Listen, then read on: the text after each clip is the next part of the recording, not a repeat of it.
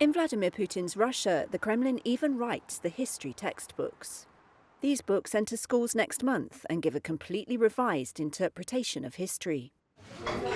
They reflect Putin's historical view, pride at the achievements of the superpower Soviet Union, indignation at the humiliations of the Soviet collapse, and a claim for the rebirth of Russia when Putin took over in 1999. The 4 textbooks for 16 to 18-year-old schoolchildren were published by Kremlin aide Vladimir Medinsky. The final chapter focuses on the Ukraine war, which Moscow calls the special military operation.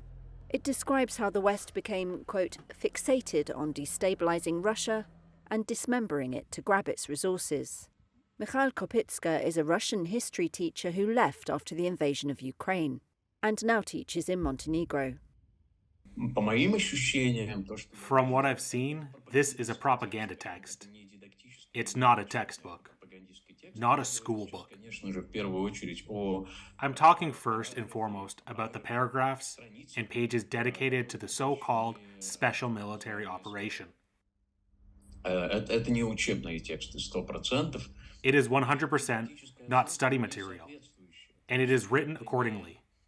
It's not questions and tasks aimed at forming skills and knowledge. They are very clearly and blatantly aimed at forming a certain pre-decided point of view and pre-decided interpretation of events.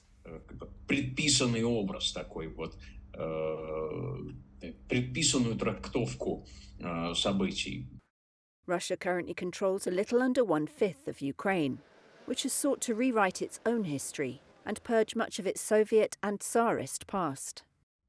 Explicitly endorsed histories have for millennia been used by the powerful to influence their own legacies. The West's attempt to punish Russia over Ukraine has failed, the book says, but it says Russian assets totaling over $1 trillion were stolen in the West. It ends with biographies of some of the Russians who've fallen in the Ukraine war, which it doesn't call a war.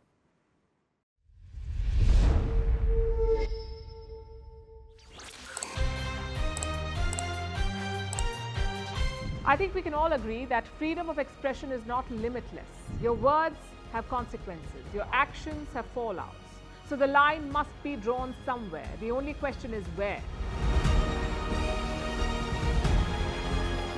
So there are upgrades across the board. All 3 defense services are getting bigger and more lethal weapons.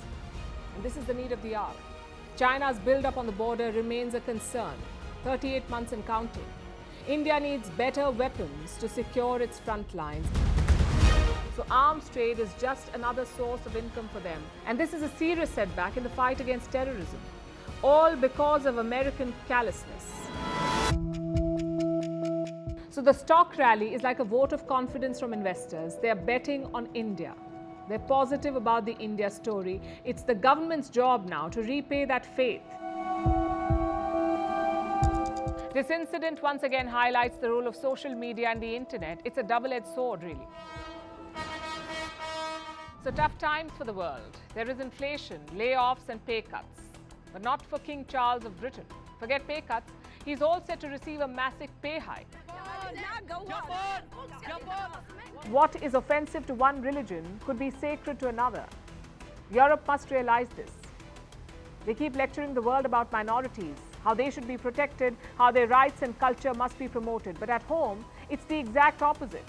People are burning the holy book of your minority group. And what is your response? You say it's freedom of expression.